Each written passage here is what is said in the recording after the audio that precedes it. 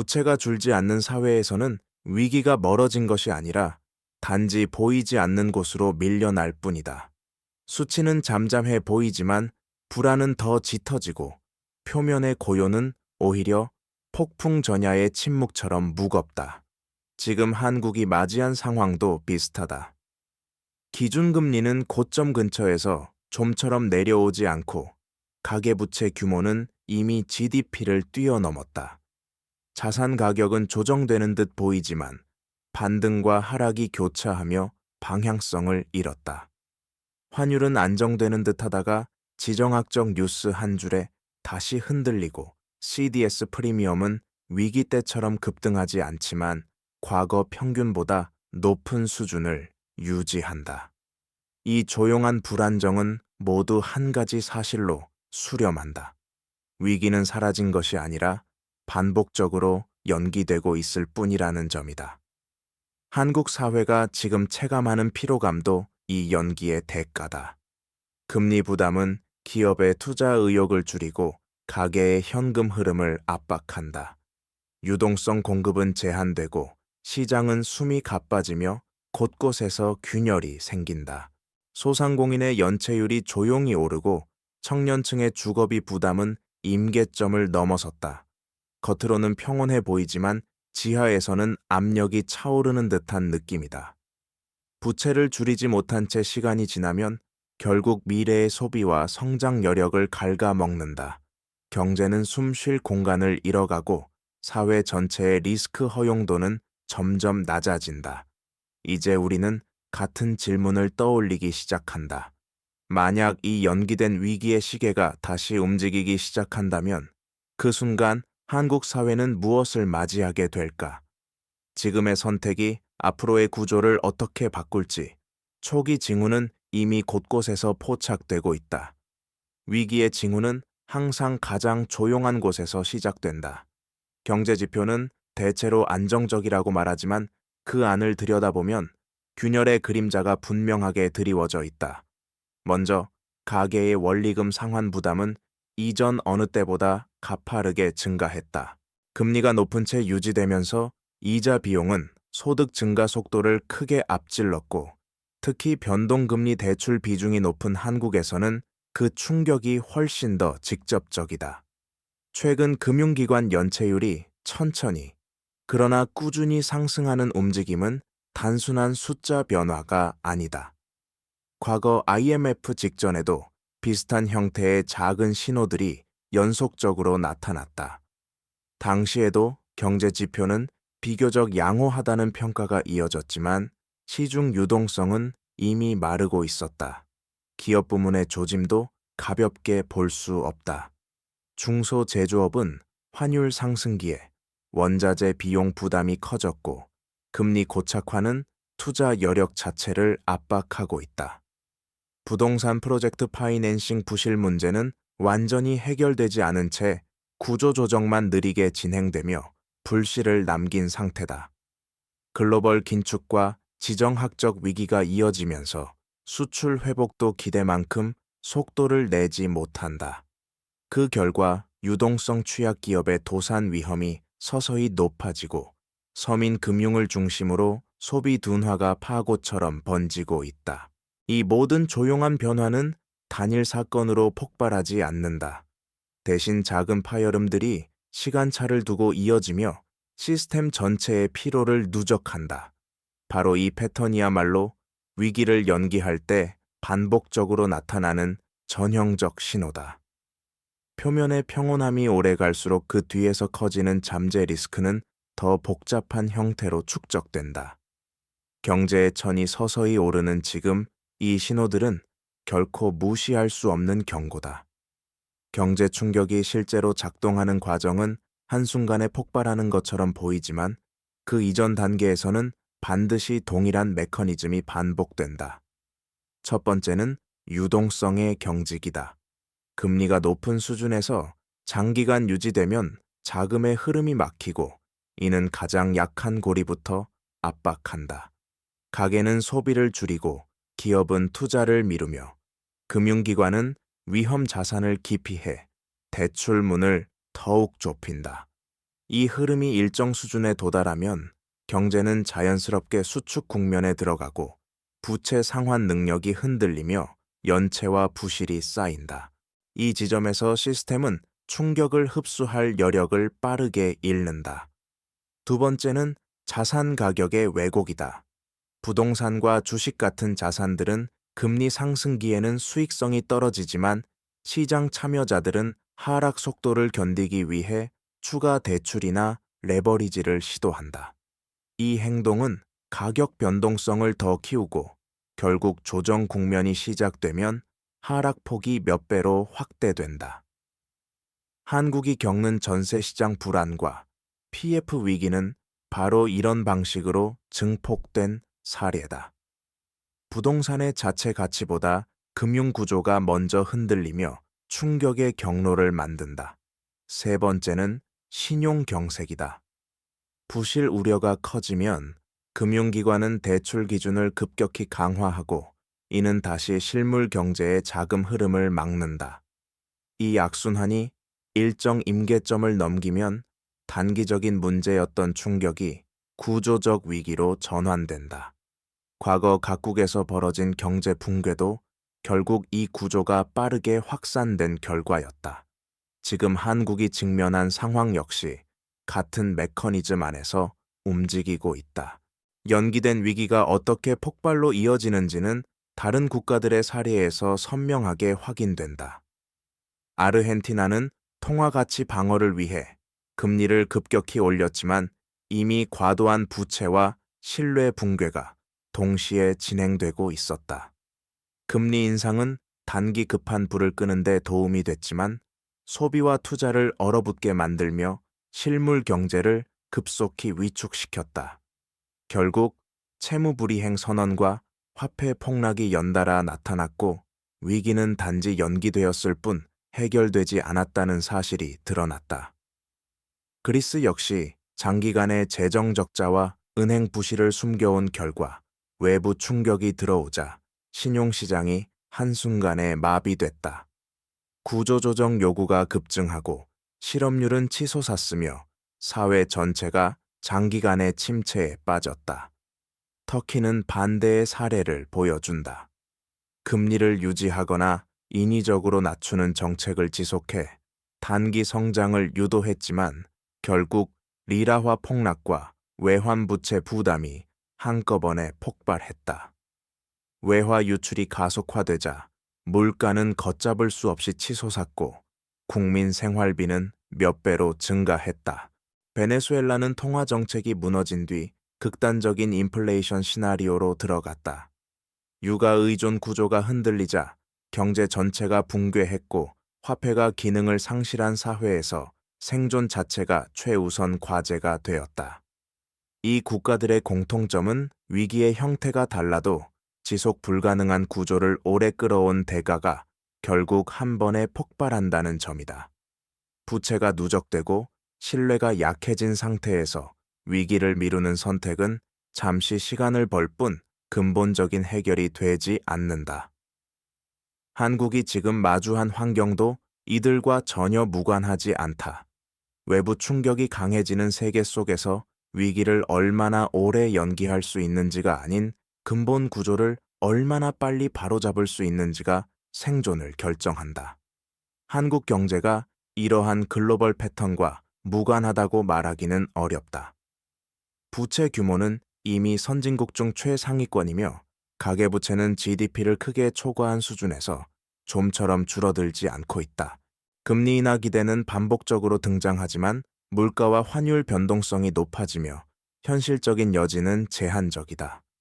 특히 원화는 글로벌 긴축과 지정학적 갈등이 겹칠 때마다 급격히 약세 압력을 받는다. 환율이 흔들리면 수입 물가가 상승하고 소비자 물가는 다시 압력을 받으며 금리 인하 가능성은 더 멀어진다. 결국 금리 부담은 장기간 유지되고 이는 가계기업 금융기관 모두에게 구조적 피로를 누적시킨다. 부동산 시장 역시 확실한 회복을 보여주지 못한다. 일부 지역은 반등하는 듯 보이지만 전세 가격과 매매 가격의 괴리는 여전히 크고 전세 사기와 깡통 전세 문제는 시스템 리스크의 단초가 되고 있다. PF 부실은 여전히 잠재적인 뇌관으로 남아있고 당장의 연착륙처럼 보이는 흐름도 금융기관의 완충 능력에 의존한 임시 안정일 가능성이 크다. 여기에 소비 둔화가 겹치며 내수 경제의 온도는 서서히 떨어지고 있다. 또한 기업 부채도 빠르게 늘어나고 있다. 고금리로 인해 자금 조달 비용이 높아진 상황에서 투자보다는 부채 상환을 우선시하는 분위기가 확산된다. 이 과정에서 성장 동력이 약해지고 경기 회복 속도는 느려진다. 신용 리스크는 조용하게 커지고 있으며 CDS 프리미엄 역시 글로벌 위험 심리가 흔들릴 때마다 민감하게 반응한다. 결국 한국 경제는 지금 여러 지표의 외면적 안정과 내부적 취약성이 동시에 존재하는 구조에 놓여 있다. 시간이 지날수록 연기된 위기의 무게는 더 크게 누적되고 있다. 정부와 중앙은행의 대응은 위기를 늦추거나 완충하는 데 중요한 역할을 하지만 그 방식이 구조를 바꾸지 못하면 연기의 효과만 길어질 뿐이다. 한국은행은 물가 안정과 금융 안정 사이에서 어려운 균형을 맞추고 있다. 금리를 내리기에는 물가가 완전히 잡히지 않았고 환율 불안이 다시 고개를 들면 외국인 자금 흐름에 충격이 갈 수 있다. 반대로 금리를 유지하거나 올리면 가계와 기업의 이자 부담이 더 커지고 연체율이 추가로 상승해 금융 시스템 전체의 취약성이 높아진다. 이 딜레마 속에서 금리 정책은 점점 최선보다는 최악을 피하기 위한 선택에 가까워지고 있다. 정부 역시 재정 여력이 과거처럼 넉넉하지 않다. 경기 부양을 위해 확장 재정을 쓰면 국가 채무가 빠르게 증가해 신용 등급과 장기 금리에 부담을 준다. 반대로 재정 긴축을 선택하면 민간의 부담이 더 커져 소비와 투자는 더 둔화된다. PF 부실의 연착륙을 위해 보증과 지원을 확대하면 단기적으로는 안정을 주지만 장기적으로는 부실의 사회화라는 비판과 함께 재정 리스크로 되돌아온다. 결국 정부 정책은 충격을 흡수하는 방패 역할을 하지만 그 방패를 오래 유지할수록 더 많은 비용이 발생하는 구조다. 또한 금융규제 역시 선택의 갈림길에 서 있다. 대출 규제를 강화하면 가계부채 증가를 막을 수 있지만 이미 높은 부채를 안고 있는 가계는 자금 흐름이 막혀 더 큰 압박을 받는다. 규제를 완화하면 단기적으로 시장이 숨을 돌릴 수 있지만 다시 부채가 늘어나며 구조적 리스크가 확대된다. 지금 한국이 경험하는 정책의 한계는 단순한 능력 부족이 아니라 장기간 누적된 구조적 문제들이 더 이상 기존 방식으로는 해결되지 않는다는 신호일 수 있다. 정부와 중앙은행의 대응은 시간을 벌어주지만 그 시간이 영원하지 않다는 점은 점점 분명해지고 있다. 연기된 위기의 시대에서 개인에게 가장 위험한 것은 괜찮아 보이는 착시다. 지표가 버텨주는 동안 사람들은 위기가 멀어졌다고 느끼지만 실제로는 어떤 선택을 하느냐에 따라 인생 전체의 리스크가 갈린다. 지금 같은 환경에서는 먼저 현금 흐름을 다시 계산해야 한다. 고금리가 오래 이어질 가능성을 전제로 가계 예산에서 필수 지출과 선택 지출을 명확히 구분하고 부채 상환 우선순위를 재정비하는 것이 필요하다. 특히 변동금리 대출을 보유한 사람은 향후 금리 변동에 대비해 여유 자금을 확보해야 한다. 금리가 내려갈 것이라는 기대만으로 움직이는 것은 위험하다. 두 번째는 자산 구성의 안정성이다. 부동산에 과도하게 집중된 한국 가계의 자산 구조는 가격 조정기마다 급격한 스트레스를 만든다. 지금처럼 유동성이 줄어드는 국면에서는 레버리지 확대보다는 현금성 자산과 안정적인 금융상품의 비중을 높여 충격 흡수력을 키우는 전략이 필요하다. 단기 수익을 노린 위험 자산 투자, 역시 변동성이 커진 환경에서는 예상보다 큰 손실을 초래할 수 있다. 세 번째는 직업 안정성과 재무적 버퍼를 확보하는 것이다. 경기 둔화가 길어질수록 고용시장은 점점 양극화되고 비정규직자 영업자, 중소기업 근로자가 먼저 타격을 받는다. 최소 6개월에서 12개월 이상의 비상자금을 마련해 소득 공백에 대비해야 한다. 또한 금융 스트레스가 일상화되는 시대에는 신용관리의 중요성도 커진다. 연체를 피하고 신용 등급을 지키는 것은 위기 상황에서 선택지를 넓히는 기본적인 생존 조건이 된다. 마지막으로 경제 흐름을 꾸준히 관찰하고 정보를 업데이트하는 태도가 필요하다. 위기는 갑자기 찾아오는 것처럼 보이지만 실제로는 늘 징크를 남긴다. 그 작은 신호를 읽을 수 있는 사람과 그렇지 못한 사람의 미래는 전혀 다른 길로 나뉜다. 지금은 개인이 스스로를 보호하기 위해 적극적으로 움직여야 하는 시대다. 위기가 연기되는 사회의 결말은 언제나 두 갈래로 나뉜다. 하나는 시간이 벌어준 틈을 활용해 구조를 고치는 경우이고, 다른 하나는 그 시간을 허비한 끝에 더 큰 충격을 맞는 경우다. 지금 한국이 어느 쪽으로 향하고 있는지는 아직 결정되지 않았다. 하지만 분명한 사실은 있다. 부채를 줄이지 못한 채 금리와 환율의 변동을 버티는 전략은 오래 지속될 수 없다는 점이다. 표면의 고요는 우리의 안도감을 자극하지만 그 이면에서 누적되는 압력은 더욱 정교하고 복잡한 형태로 변해간다. 시간이 지날수록 한국 경제가 감당해야 할 조정 비용은 커지고 사회 전체의 회복력은 약해진다. 과거 IMF 직전에도 사람들은 위기가 올 것이라고 예상하지 못했다. 숫자는 안정적으로 보였고 시장은 일상적인 흐름을 이어갔다. 하지만 그 아래에서 금융구조는 이미 취약해져 있었다. 지금의 한국 역시 비슷하게 보일 수 있다. 부채는 줄지 않고 정부와 중앙은행은 계속해서 균형을 맞추려고 애쓰고 기업과 가게는 조용히 압박을 견디고 있다. 이렇게 연기된 위험은 특정 사건 하나로 폭발하는 것이 아니라 작은 충격이 연속적으로 이어지며 임계점을 넘어가는 방식으로 나타난다. 따라서 지금 가장 중요한 것은 공포가 아니라 현실을 직시하는 마음가짐이다. 위기의 그림자를 인정하는 순간 우리는 그에 대비할 수 있다.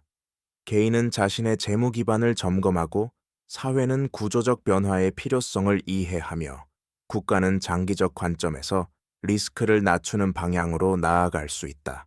연기된 위기는 완전히 막을 수는 없지만 그 충격을 줄일 수는 있다. 질문은 단 하나다. 우리는 지금 그 준비를 하고 있는가?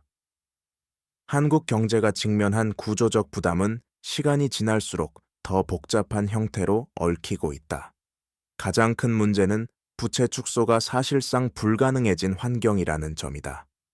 고금리와 경기 둔화가 동시에 존재하는 상황에서 가계와 기업은 상환을 통해 부채를 줄이기보다 단지 연장과 재조정을 통해 시간을 버는 방식에 의존한다. 이 과정에서 부채는 줄어드는 대신 만기만 늘어나며 위험은 장기적으로 밀려난다. 문제는 이렇게 연기된 위험이 쌓이면 어느 순간 경제 전체의 회복 탄력성이 크게 약해진다는 점이다. 소득 증가율이 둔화된 사회에서는 작은 충격도 빠르게 부담으로 전환된다. 특히 주거비와 생활비 부담은 장기적으로 소비 기반을 약화시키고 있다. 임대료와 대출이자 필수 지출이 늘어나면서 가계의 실질 구매력은 눈에 띄게 줄었다. 소비 위축은 내수 경기 둔화로 연결되고 이는 다시 기업의 매출과 투자 여력을 압박한다. 기업이 투자를 줄이면 청년층과 노동시장은 더 큰 충격을 받는다. 이미 비정규직 비중은 높아지고 있고 자영업자는 비용 상승과 수요 위축이라는 이중 압력을 견디고 있다. 사회의 기초 체력이 약해지는 흐름이 점진적으로 진행되는 것이다. 또한 금융기관의 건전성이 외견상 안정적으로 보이더라도 고금리 환경이 지속될수록 부실 가능성은 누적될 수밖에 없다. 연체율은 큰 폭으로 뛰지 않더라도 꾸준히 오르고 있으며 일부 취약차주의 상황은 통계에 드러나기 전에 이미 심각해진다. 구조적 리스크는 단기간에 폭발하지 않는다는 특징이 있다. 조용히 쌓이고 축적되다가 갑작스럽게 수면 위로 올라온다. 지금 한국이 겪는 조용한 침체감은 바로 그 전조일 수 있다. 연기된 위기의 또 다른 문제는 신뢰의 약화다. 경제는 숫자와 지표로 움직이는 것처럼 보이지만 실제로는 사람들의 기대와 신뢰 위에 서 있다. 금리와 환율이 잠시 안정되어도 사람들이 미래를 불안하게 느끼면 소비와 투자는 자동적으로 위축된다. 지금 한국 사회에서 깊어지는 피로감과 체념은 단순한 심리 변화가 아니라 경제에 직접적인 영향을 미치는 변수다. 신뢰가 무너지면 자본은 더욱 안전한 곳을 찾아 떠나고 가게는 지출을 줄이며 기업은 장기 계획을 세우는 대신 단기 생존을 우선시한다. 이런 흐름은 경제 전반의 활력을 떨어뜨리고 성장률을 구조적으로 낮춘다. 특히 부동산 시장에서 나타나는 불확실성은 심리적 위축을 가속시킨다. 가격이 반등할 것이라는 기대와 추가 하락에 대한 우려가 동시에 존재하는 상황에서는 누구도 적극적인 결정을 내리지 못한다. 매수자는 관망하고 매도자는 버티고 거래는 줄어든다. 이렇게 시장이 굳어지면 금융기관 역시 보수적으로 변하며 대출 심사를 강화하고 이는 다시 시장을 위축시키는 악순환으로 이어진다. 부채가 많을수록 이러한 심리적 압박은 더 크다. 글로벌 환경도 신뢰에 영향을 준다. 미중 갈등, 유럽 경기 둔화, 지정학적 리스크 등이 반복될 때마다 외국인 투자 흐름은 민감하게 반응한다. 한국처럼 개방도가 높은 경제는 외부 충격에 취약하다. 환율이 작은 뉴스에도 크게 출렁이고 CDS 프리미엄이 빠르게 반응하는 이유가 여기에 있다. 결국 신뢰 훼손은 시장 변동성을 키우고 자본을 더 불안정하게 만든다. 지금 한국 경제가 가장 경계해야 할 것은 숫자는 괜찮지만 사람들의 신뢰는 무너진 상태라는 위험한 조합이다. 한국 경제의 취약성은 단순히 부채의 규모에 있지 않다. 더 근본적인 문제는 부채를 떠받치는 소득과 생산성이 정체돼 있다는 점이다. 가계소득 증가율은 수년째 물가 상승률을 따라가지 못하고 기업의 노동 생산성 개선 속도도 둔화되고 있다. 임금은 오르는 듯 보이지만 실질 임금은 다르게 움직인다. 생활비와 주거비가 빠르게 상승하는 환경에서는 체감 여력이 줄어들고 이는 소비 위축으로 이어진다. 소비가 줄어들면 기업 매출이 감소하고 투자 여력이 약해져 생산성 개선이 더디게 진행되는 악순환이 발생한다. 부채의 부담은 점점 더 큰 무게로 사회 전체에 드리워진다. 생산성 정체는 특히 중소기업과 자영업자에게 심각한 영향을 준다. 인건비, 임대료, 금융비용이 동시에 부담으로 작용하면서 영업이익은 빠르게 줄어든다. 경쟁력이 약화된 산업에서는 구조조정 압력이 커지고 고용의 질은 악화된다. 특히 제조업의 고용 비중이 줄어드는 상황에서 새로운 성장 산업으로의 전환도 충분히 속도를 내지 못하고 있다. 산업 구조가 고착화되면 경제는 충격을 흡수하는 능력을 잃어버린다. 또한 고령화 역시 생산성 정체를 가속시키는 요인이다. 고령층 비중이 증가하면 복지 지출이 늘고 노동력 공급은 줄어들며 젊은 세대의 세금 부담은 커진다. 이러한 구조는 장기적으로 국가 재정의 지속 가능성을 위협한다. 재정 여력이 약해진 국가는 경기 하강기마다 대응 능력이 줄어들고 위기를 연기하는 비용은 점점 더 커진다. 지금의 한국 경제는 성장 동력이 약해지고 부담은 늘어난 상황에서 구조적 취약성이 누적되는 국면에 들어가 있다. 부채가 줄지 않는 사회는 결국 시간의 경제학에 갇힌다. 오늘의 부담을 미래로 미루는 선택이 반복되면 미래의 경제는 더 좁은 선택지 속에서 움직이게 된다. 한국이 지금 처한 상황도 이와 크게 다르지 않다. 정책은 위기를 연기하는 데에 집중되고 있고, 가계는 더 이상 지출을 늘릴 여력이 없으며, 기업은 투자보다 방어적 경영에 집중하고 있다. 이런 흐름이 오래 지속되면 경제는 서서히 경직되고 회복의 속도는 갈수록 느려진다. 부채 구조가 안정되지 않는 한 어떤 충격도 쉽게 위기로 전환될 수 있다. 특히 청년층이 겪는 미래 불안은 경제 전반에 중요한 영향을 줄 수 있다.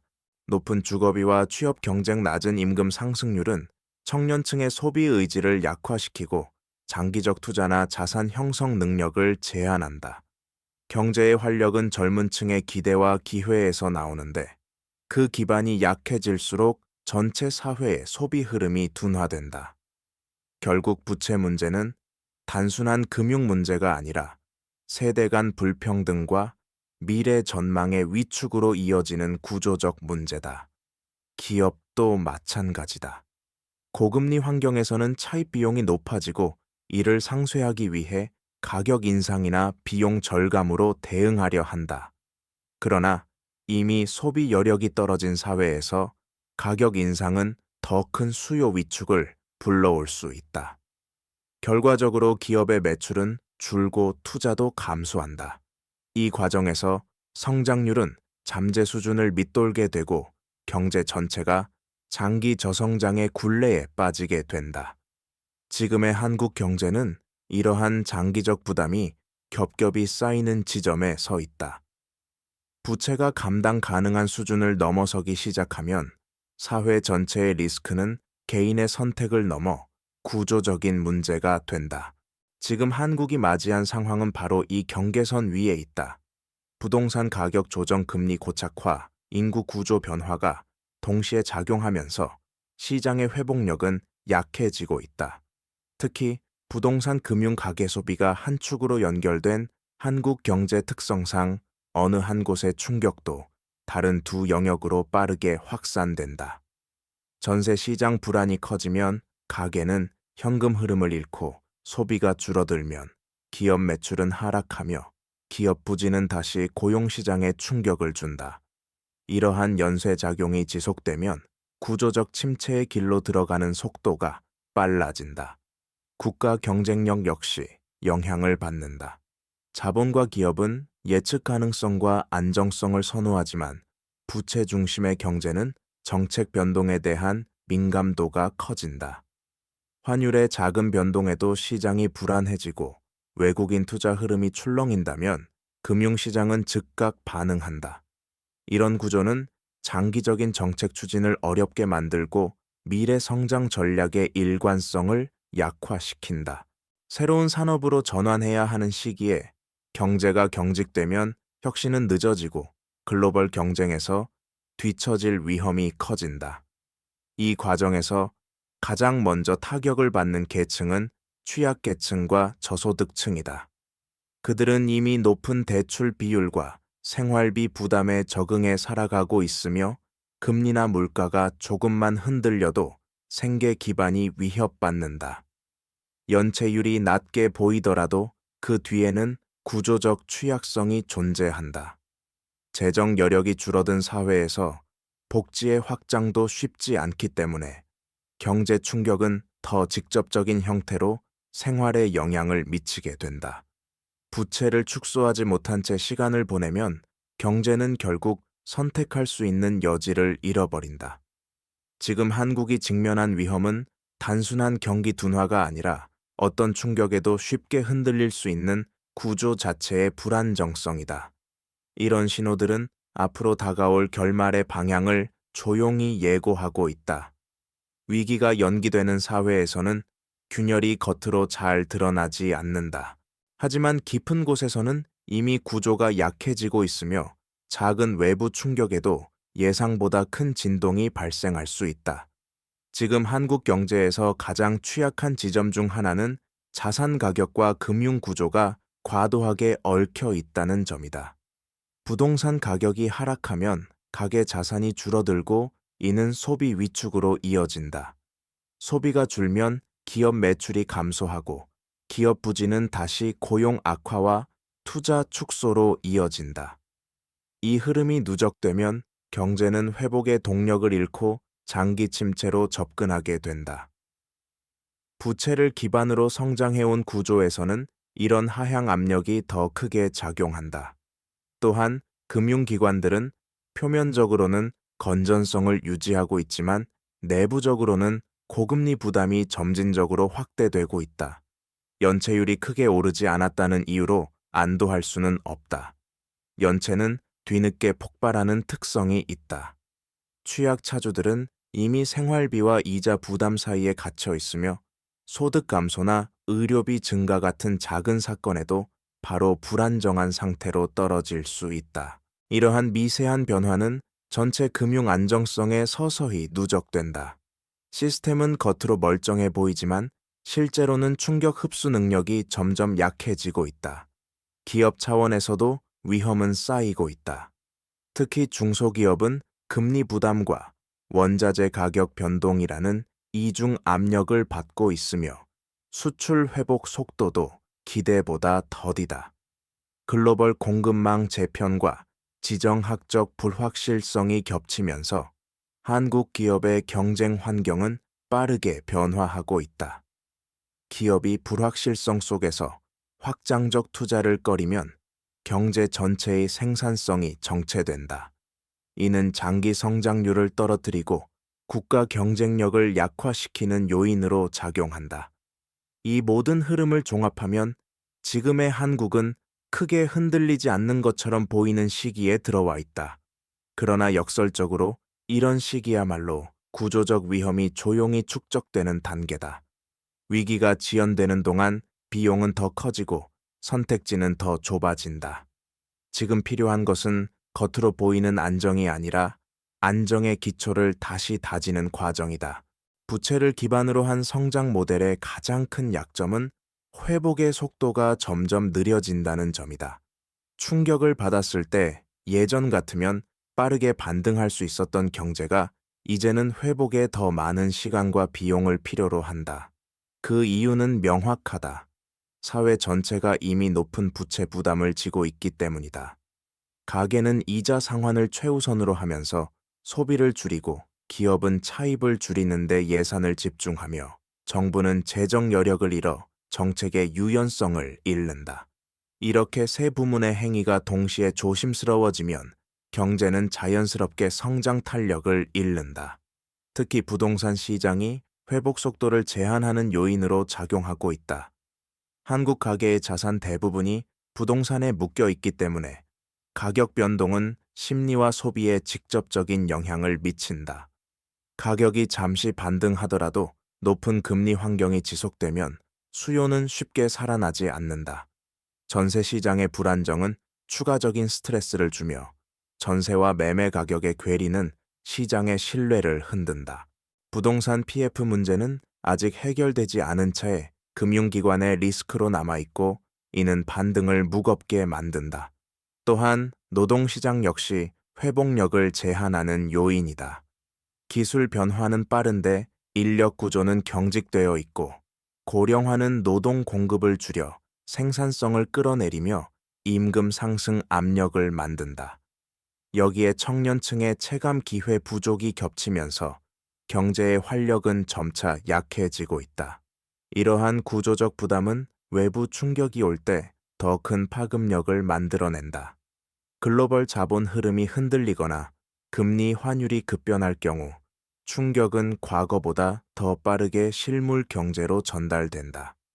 결국 회복의 속도가 느려질수록 위기는 더 자주 반복될 수 있다. 경제가 한번 충격을 받으면 긴 시간이 필요해지고 다음 충격이 올 때까지 충분히 회복하지 못하는 상태가 이어지는 것이다. 이러한 구조적 피로는 앞으로의 한국 경제가 맞이할 가장 큰 도전 중 하나다. 부채가 누적된 경제에서 가장 위험한 순간은 충격 그 자체가 아니라 충격이 어떻게 전달되는지에 있다. 한국 경제는 과거보다 훨씬 복잡한 구조로 연결돼 있다.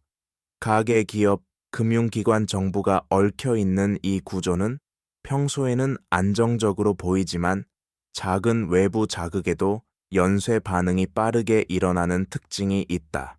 예를 들어 환율이 단기간에 급등하면 수입 물가가 상승하고 이는 곧바로 생활비 부담으로 이어진다. 가게는 소비를 줄이고 기업은 비용 상승을 감당하기 어려워지며 금융기관은 리스크 관리를 강화하고 대출 기준을 높인다. 이렇게 하나의 충격이 여러 방향으로 퍼져나가면서 경제 전반의 압력이 커진다. 특히 한국은 외환과 금리 자산 가격의 변동에 매우 민감한 구조다. 외국인 투자 비중이 높기 때문에 글로벌 긴축기에는 자본 유출이 빠르게 진행될 수 있다. 이 과정에서 환율이 급등하고 한국은행은 이를 막기 위해 금리 인상을 고려해야 하는 상황에 몰린다. 하지만 가계와 기업이 이미 높은 부채를 안고 있는 환경에서는 금리 인상 여지가 제한적이다. 이 딜레마는 충격 대응의 속도를 늦추고 시장의 불안을 키운다. 글로벌 경제도 한국에 부담을 준다. 미국과 유럽의 경기 둔화가 수출 동력을 약화시키고 중국의 부진은 제조업을 압박한다. 한국은 여전히 수출에 크게 의존하는 경제 구조를 갖고 있기 때문에 외부 수요가 약해지면 내부의 부채 부담이 상대적으로 더 무겁게 느껴진다. 수출 기업의 매출이 줄면 고용과 투자도 감소하고 이는 다시 가계의 소득을 약화시키는 악순환을 만든다. 결국 한국 경제가 직면한 위험은 단일 요인이 아니다.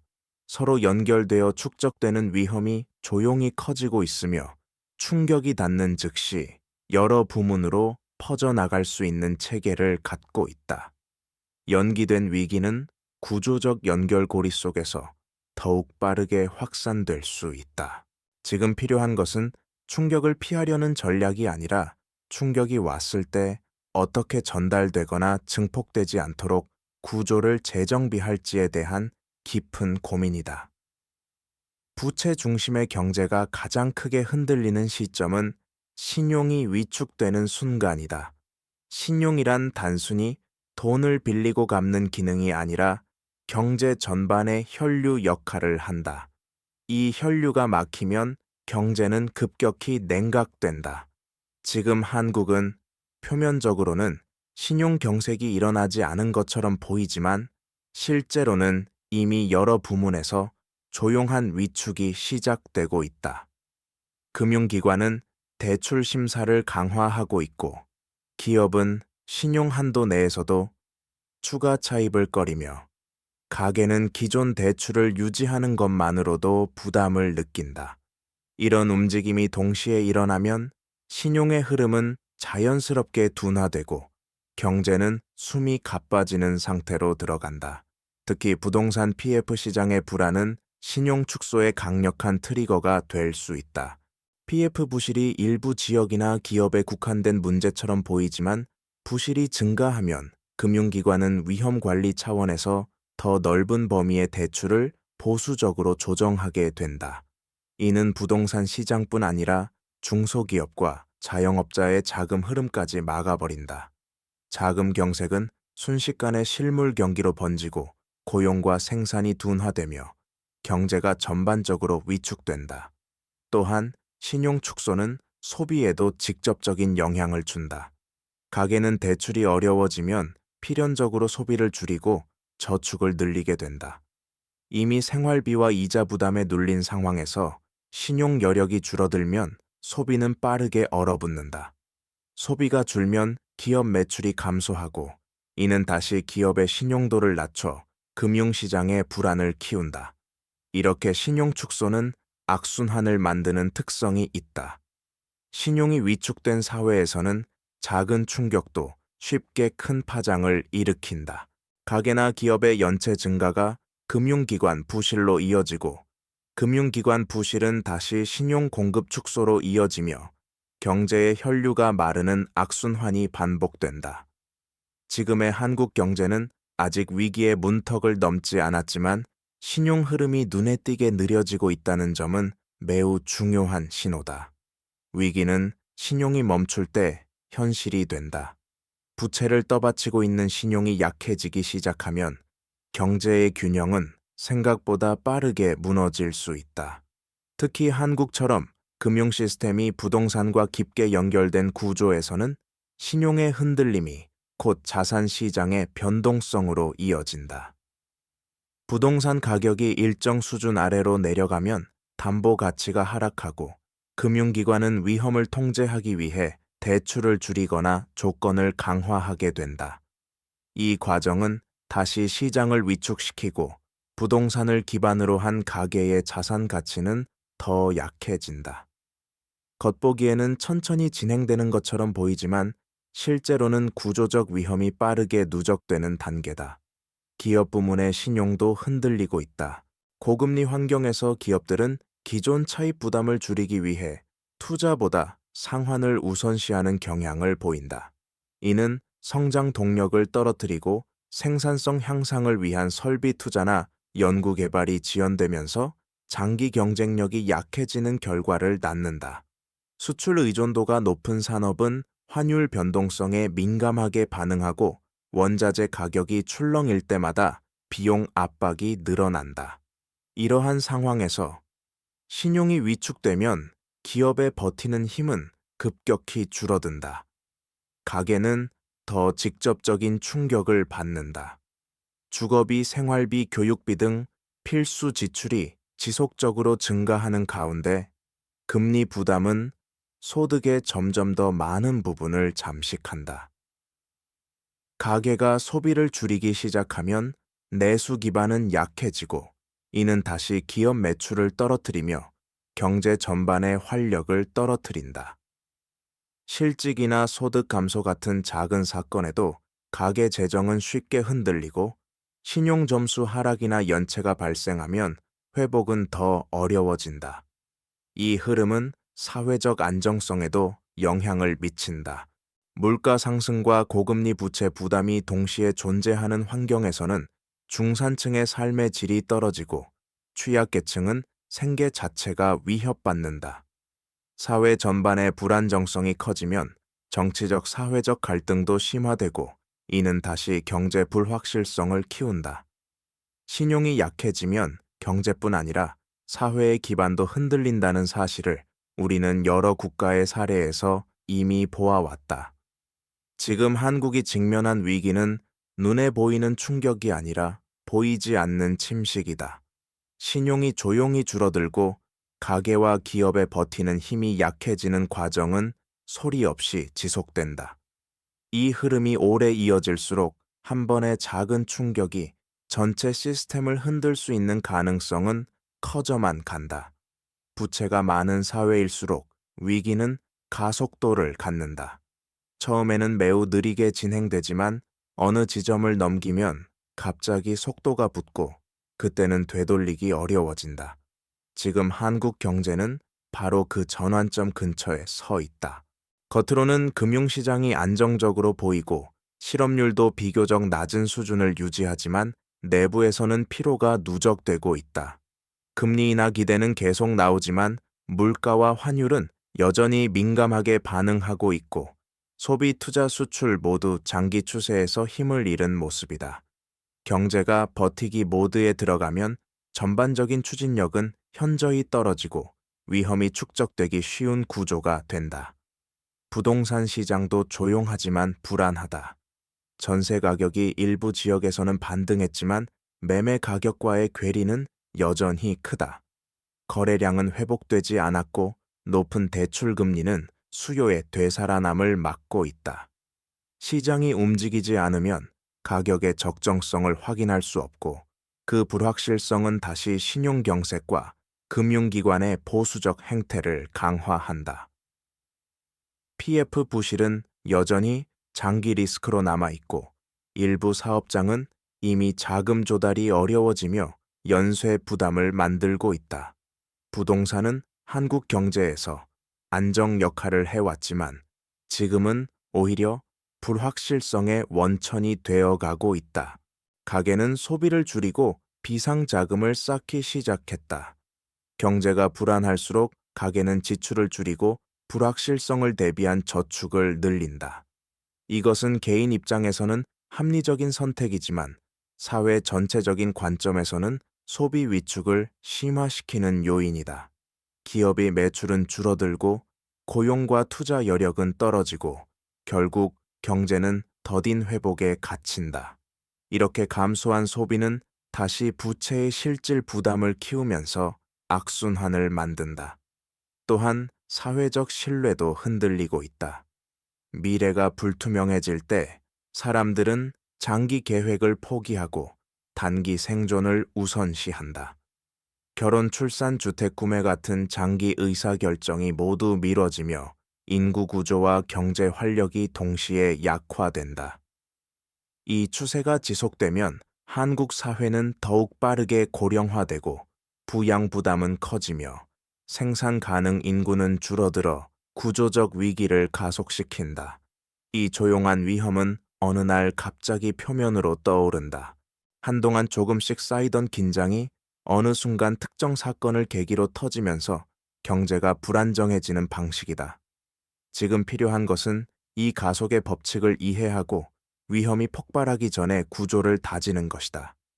연기된 위기는 언제나 조용히, 그러나 가차 없이 다가온다. 위기가 연기되는 사회에서는 균형이 무너지는 순간이 예측보다 갑작스럽게 찾아온다. 경제 지표가 안정적일 때조차 내부에서는 압력이 조금씩 쌓이고 어느 날 특정 사건 하나가 그 균형을 깨뜨리는 반가쇠가 된다. 그 사건은 거창하지 않을 수도 있다.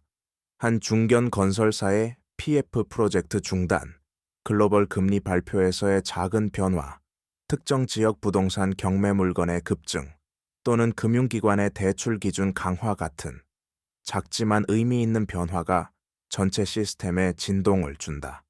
지금 한국 경제는 바로 이런 임계점 근처에서 움직이고 있다.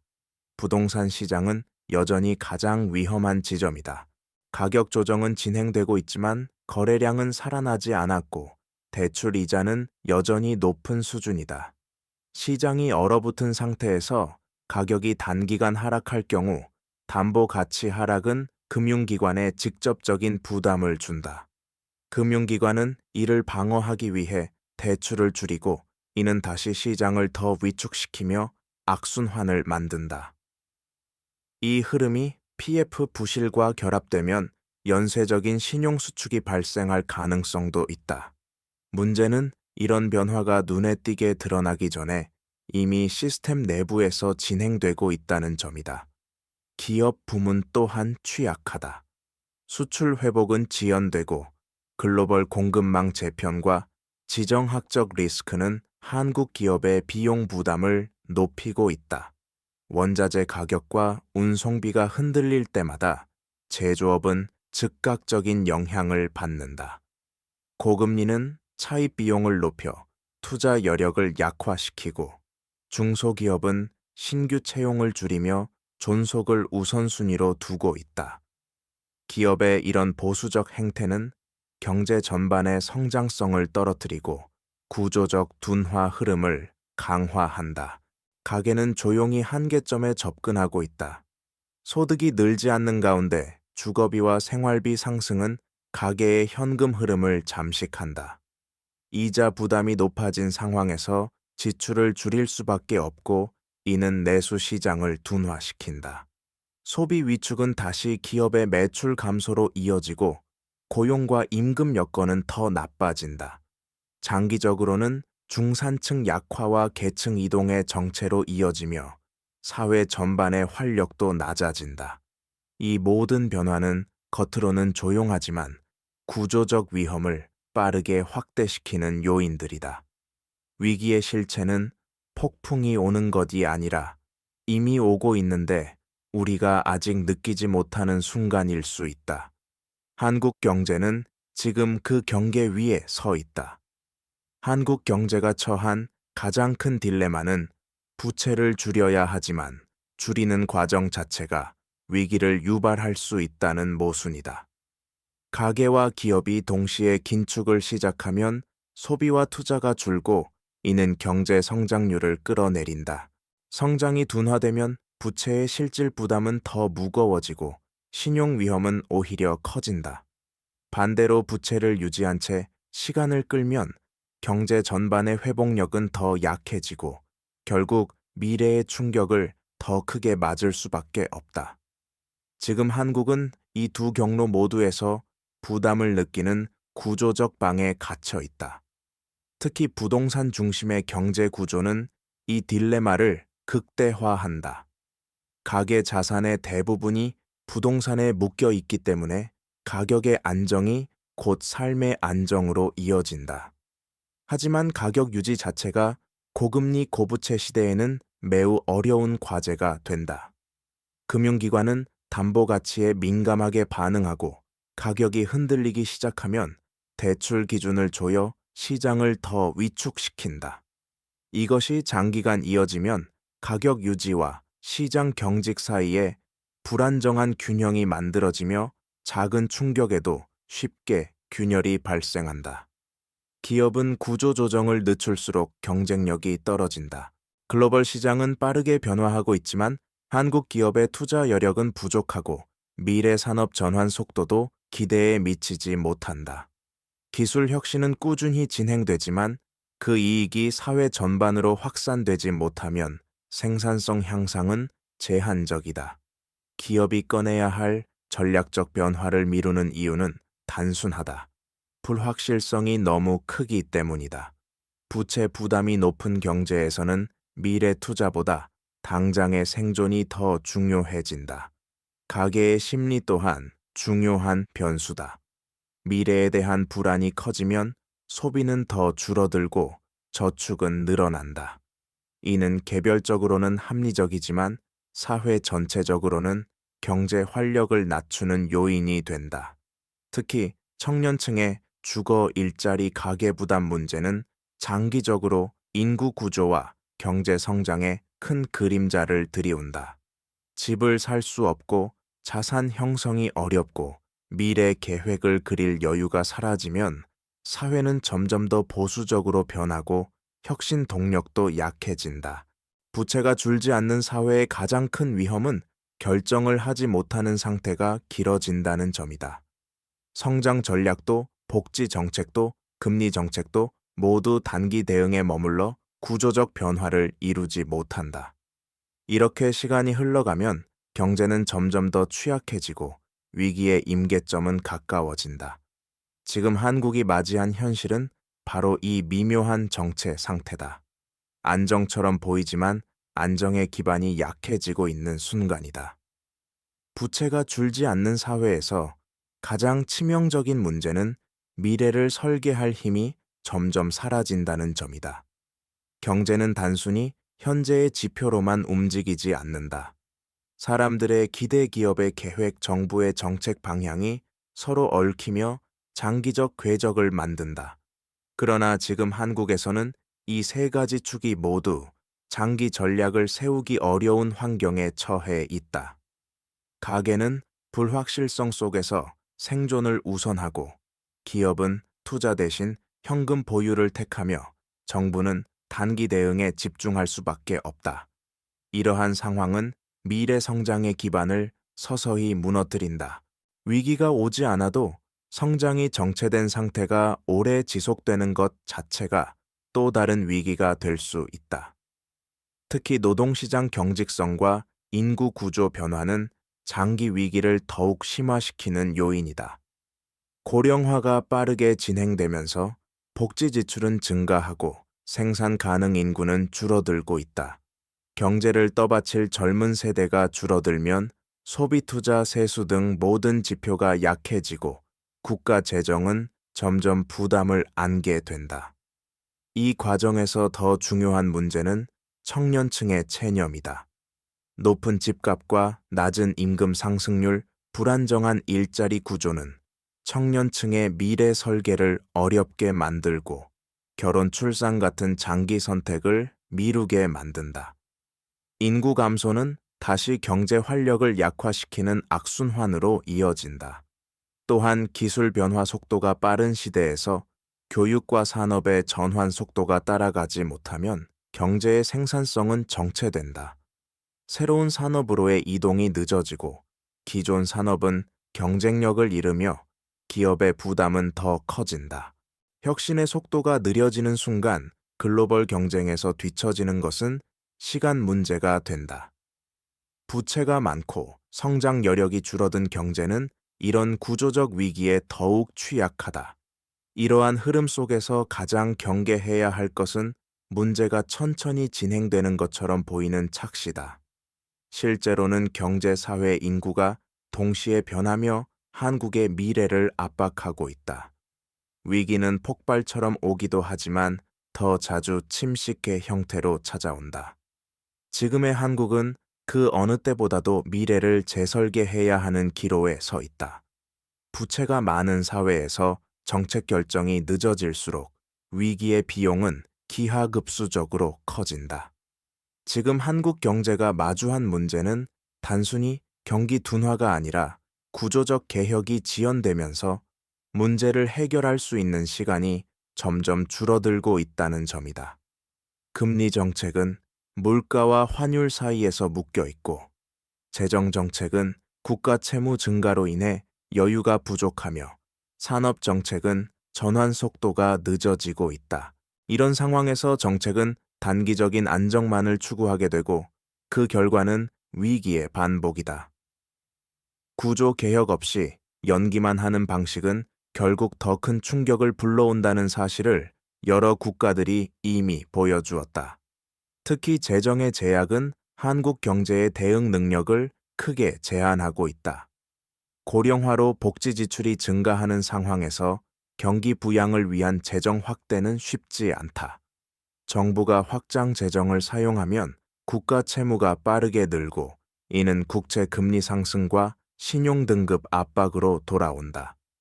반대로 재정 긴축을 선택하면 경기 회복이 지연되고 민간의 부담이 더 커져 소비와 투자가 줄어든다. 두 선택 모두 비용이 크기 때문에 정부는 점점 더 과감한 결정을 내리기 어려워진다.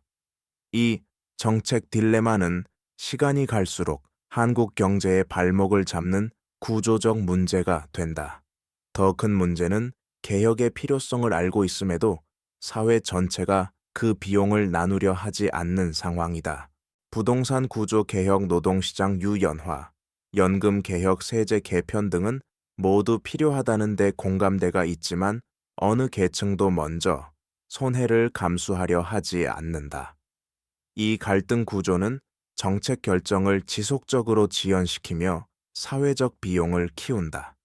결국 변화의 비용은 미래 세대와 취약계층에게 전가된다. 이는 장기적으로 경제의 활력을 떨어뜨리고 세대 간 불평등을 고착시키는 결과를 낳는다. 이런 딜레마 속에서 경제는 점점 더 느리게 움직인다. 성장 동력은 약해지고 금융 시스템은 취약해지며 정책은 제약에 갇힌다.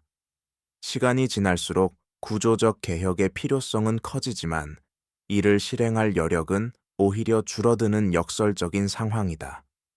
지금 한국이 맞이한 위기는 무엇을 해야 하는지 모르는 위기가 아니라 필요한 것을 알고 있지만 실행하지 못하는 위기다.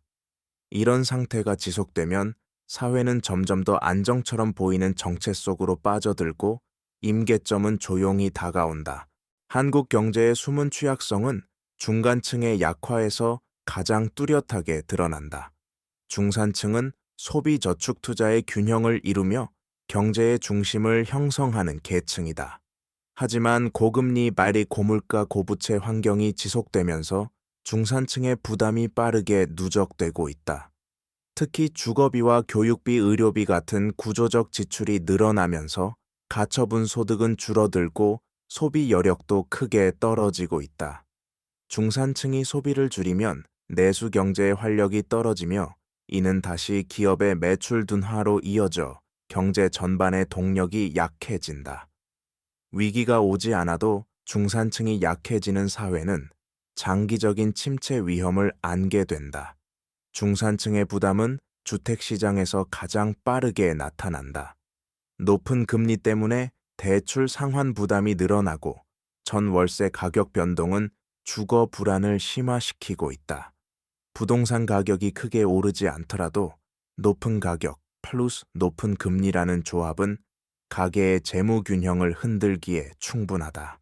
이는 장기적인 자산 형성에 어려움을 주고 결국 중산층의 자본 축적 능력을 제한한다. 장기적 불안이 커질수록 소비는 더욱 위축되고 청년층은 자산 형성의 출발점조차 잡기 어려워진다. 기업도 중산층 약화의 영향을 직접적으로 받는다. 내수 기반이 흔들리면 기업은 매출 감소를 경험하고 이는 고용 축소나 비용 절감으로 이어진다. 고용 여건이 나빠지면 가계 소득이 줄고 다시 소비가 줄며 악순환이 반복된다.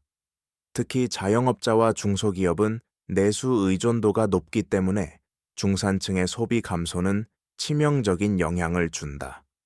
코로나 이후 위기를 버티고 살아남은 많은 소상공인들이 여전히 고금리와 소비 둔화 속에서 균형점을 찾지 못하고 있다.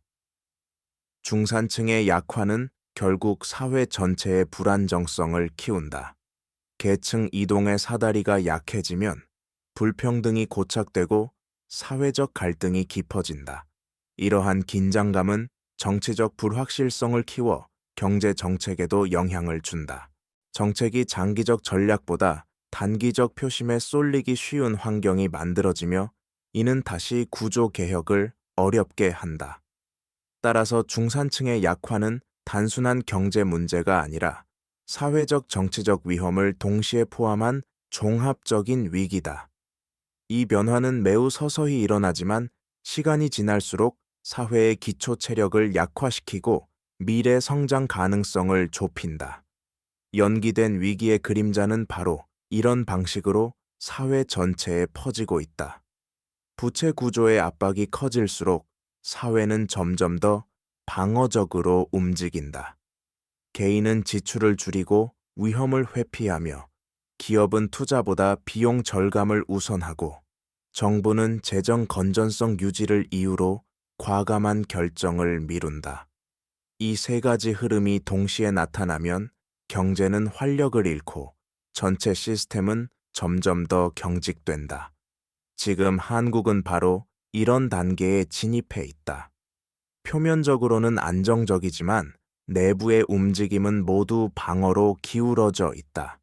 이 패턴이 지속되면 성장의 멈춤이라는 또 다른 위기가 다가오게 된다. 특히 투자 위축은 한국 경제에 큰 부담을 준다. 기업이 불확실성 속에서 신규 투자나 고용 확대를 꺼리면 생산성 향상과 산업 전환은 자연스럽게 늦어진다. 한국은 반도체, 자동차, 조선 등 전통적 수출 산업에 여전히 의존하고 있지만 글로벌 경쟁은 빠르게 변화하고 있다.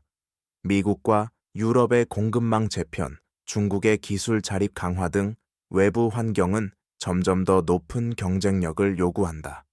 그러나 기업이 방어적인 경영에 머물면 혁신은 지연되고 이는 장기적 경쟁력 약화로 이어진다.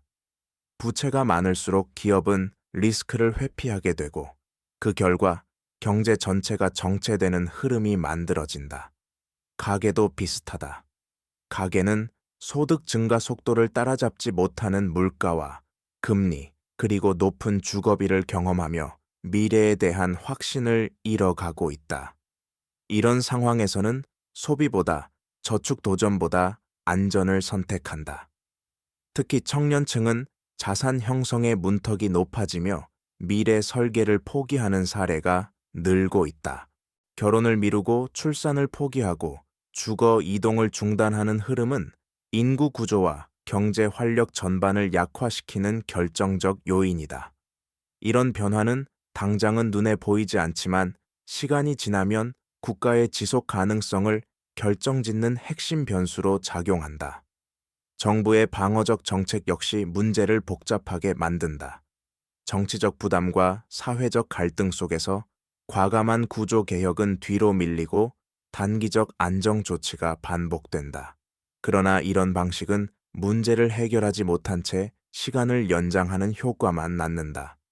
부채, 인구, 산업, 주거 문제 모두가 누적되고 있는 상황에서 정책이 지연될수록 위기의 임계점은 더 가까워진다. 이 흐름은 조용하고 천천히 진행되지만 어느 순간 경제 전체가 움직이기 어려운 구조로 굳어버릴 수 있다. 지금 한국 경제는 성장과 안정 사이에 갈림길에 서 있다. 방어적 선택이 쌓일수록 미래의 기회는 줄어들며 그 결과 연기된 위기는 더 큰 그림자로 다가온다. 부채가 많은 사회에서 가장 먼저 무너지는 것은 시장 가격의 기능이다. 가격은 경제의 언어이자 신호인데 부채와 규제 정책의 지연이 결합되면 가격은 왜곡되고 시장 참여자들은 실제 위험을 정확히 판단하기 어려워진다. 지금 한국의 부동산 시장이 대표적인 예다. 거래가 거의 멈춰선 상태에서 형성되는 가격은 실질적 수요와 공급을 반영하지 못한다. 매수자는 더 떨어질까 두려워 기다리고 매도자는 손실을 감당할 수 없어 매물을 걷어들이며 시장은 점점 정지 상태에 가까워진다. 이런 환경에서는 어떤 정책도 예상보다 더 긴 시간이 필요하며 충격이 닿을 경우 가격 조정은 한 번에 크게 나타날 수 있다. 금융시장 역시 비슷한 흐름을 보인다. 금리가 높은 만큼 안정적으로 보이지만 이는 표면적 착시에 가깝다. 금융기관은 위험이 증가할 가능성에 대비해 스스로 대출 문턱을 높이고 있고 기업은 차입 비용이 부담돼 신규 투자를 축소하고 있다. 이처럼 금융이 움직이지 않을 때 생기는 문제는 경제 전체로 전염되는 속도가 매우 빠르다는 점이다. 조금씩 쌓이던 스트레스가 어느 순간 급격히 표면화되며 신용 경색과 유동성 경직이 동시에 나타날 가능성을 높인다. 더 큰 문제는 시장 참여자들의 판단 기준이 점점 단기화된다는 점이다. 가계는 금리, 환율, 주거비 등 단기 변동에 예민하게 반응하며 기업은 장기 계획 대신 분기별 비용 관리에 집중한다. 이렇게 시장이 단기적 논리에 갇히면 장기적 성장 기반은 서서히 약해진다. 기술 개발, 산업 전환, 인력 재교육 같은 장기 투자들은 뒤로 밀리고 경제는 점점 더 현재의 생존만을 위한 구조로 재편된다. 이는 시간이 흐를수록 회복력을 떨어뜨리고 외부 충격에 훨씬 더 취약한 구조를 만든다. 이 과정에서 가장 위험한 것은 정체의 정상화다. 경제가 움직이지 않는데도 위기라고 느끼지 않는 상태가 길어지면 실제로 위험이 커지고 있어도 이를 인지하기 어려워진다. 가격이 움직이지 않고 투자도 줄고 소비도 감소하는데도 겉으로는 큰 혼란이 없는 것처럼 보인다. 하지만 이런 정체 상태가 지속될수록 경제의 기반은 조용히 침식되고 위기가 터질 때의 충격은 더 커진다. 지금 한국 경제가 맞이하고 있는 것은 바로 이러한 조용한 정지 상태다. 움직이지 않는 것처럼 보이지만 내부에서는 무거운 부담이 축적되고 있다. 언제든 균형이 무너질 수 있는 잠복기의 한가운데에 서 있는 셈이다. 연기된 위기가 가장 위험한 이유는 시간이 지날수록 비용이 커진다는 점이다. 지금 한국 경제는 더 이상 단기 충격에만 흔들리는 구조가 아니라 장기적 부담이 축적되며 체력이 약해진 상태에 가깝다. 부채, 인구, 산업, 경쟁력, 금리, 환율, 변동성, 주거 불안 등 다양한 요인들이 서로 결합되면서 경제의 회복력은 점점 낮아지고 있다. 문제는 이런 변화가 겉으로는 거의 보이지 않는다는 것이다. 지표는 일정 범위 안에서 움직이고 시장도 급락하지 않으며 금융기관도 겉보기에는 안정성을 유지하고 있다. 그러나 내부에서는 점진적 약화가 빠르게 진행되고 있다. 소비 패턴은 이미 변화하고 있다. 중산층은 필수 지출만 남긴 채 선택 지출을 줄였고 청년층은 미래 계획을 미루고 있다. 자영업자는 매출 감소와 임대료 부담 사이에서 줄타기를 하고 있으며 중소기업은 원자재 인건비 금리 부담을 견디기 위해 투자를 포기한다. 이런 흐름은 경제의 활력을 떨어뜨리고 성장 잠재력을 낮추는 방향으로 작용한다. 연기된 위기 속에서는 성장보다 생존이 우선이 되기 때문에 장기 전략이 사라지고 단기 대응만 반복되는 구조가 고착된다. 금융시장의 내부 피로도도 커지고 있다. 연체율은 완만하게 오르고 있고 일부 취약차주의 재무 스트레스는 이미 한계에 다다르고 있다. 금융기관은 위험을 피하기 위해 더 엄격한 심사를 적용하고 이는 다시 자금 흐름을 막는다. 자금 흐름이 좁아지면 가계와 기업은 더욱 보수적으로 변하고 경제는 다시 둔화된다. 이 악순환의 속도는 매우 느리지만 방향은 명확하다. 시장은 점점 움직이지 않는 상태로 수렴한다. 가장 큰 문제는 위기가 장기화될수록 사회 전체가 감각을 잃는다는 점이다. 미래에 대한 기대가 낮아지고 불안이 일상화되며 어떤 변화에 대해서도 조심스럽게 반응하는 분위기가 형성된다. 이것은 경제뿐 아니라 문화와 사회까지 정체되도록 만든다. 위기는 항상 큰 폭발로 시작되는 것이 아니다. 때로는 이렇게 서서히 사회 전체를 잠식하는 방식으로 도래한다. 한국 경제는 지금 그 조용한 침식의 한가운데에 있다.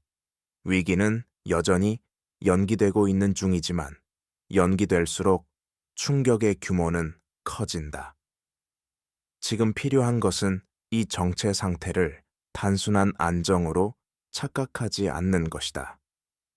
연기된 위기가 길어지면 가장 먼저 무너지는 것은 미래에 대한 확신이다. 경제는 단기 지표로 움직이는 것처럼 보이지만 실제로는 사람들의 기대와 심리를 통해 방향을 잡는다. 그러나 지금 한국 사회에서는 그 기대가 점점 사라지고 있다. 집을 살 수 있을까? 결혼과 출산은 가능할까? 안정적인 직업을 가질 수 있을까? 노후는 준비할 수 있을까?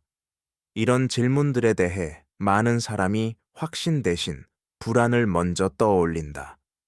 불안이 사회 전체로 확산되면 소비, 투자, 창업, 교육 등 모든 선택이 보수적으로 바뀌고 경제는 점점 더 느리게 움직이게 된다.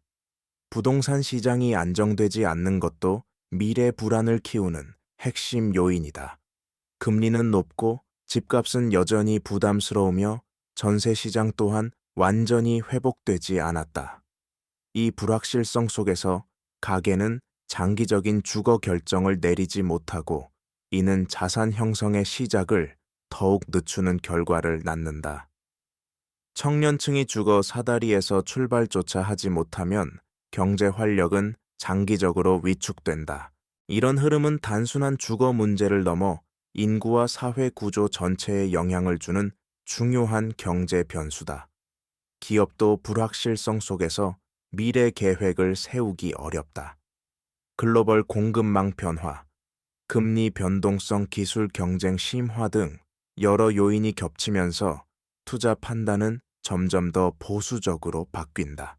불확실성이 클수록 기업은 현금 비중을 높이고 신규 투자와 고용은 뒤로 밀린다. 이런 흐름이 반복되면 성장의 뿌리가 약해지고 경제는 완만한 쇠퇴에 빠질 수 있다. 위기가 폭발하지 않더라도 활력이 사라진 경제는 서서히 약해진다. 정부 역시 장기적 개혁을 추진하기 어려운 환경에 놓여 있다. 사회적 갈등 당위, 정치 일정 높은 정책 비용 등은 구조적 변화를 지연시키는 원인이 된다. 연금 개혁, 노동시장 개편, 산업 구조 전환 등은 모두 필요하지만 누구도 먼저 비용을 감수하려 하지 않는다. 이 갈등은 결국 정책 미루기로 이어지고 문제는 시간이 지나며 더 악화된다. 미래에 대한 확신이 사라진 사회는 성장뿐 아니라 안정도 잃는다. 지금 한국이 직면한 위기는 단순한 경기 침체가 아니라 미래에 대한 믿음이 약해지는 구조적 위기다. 연기된 위기는 이렇게 조용히 사람들의 기대를 잠식하며 현실이 된다. 부채가 많은 사회에서 가장 위험한 신호는 정답이 없는 선택이 늘어난다는 점이다. 지금 한국이 맞이한 상황이 바로 그렇다. 금리를 내리면 물가와 환율이 불안해지고, 금리를 유지하면 가계와 기업의 부담이 커진다.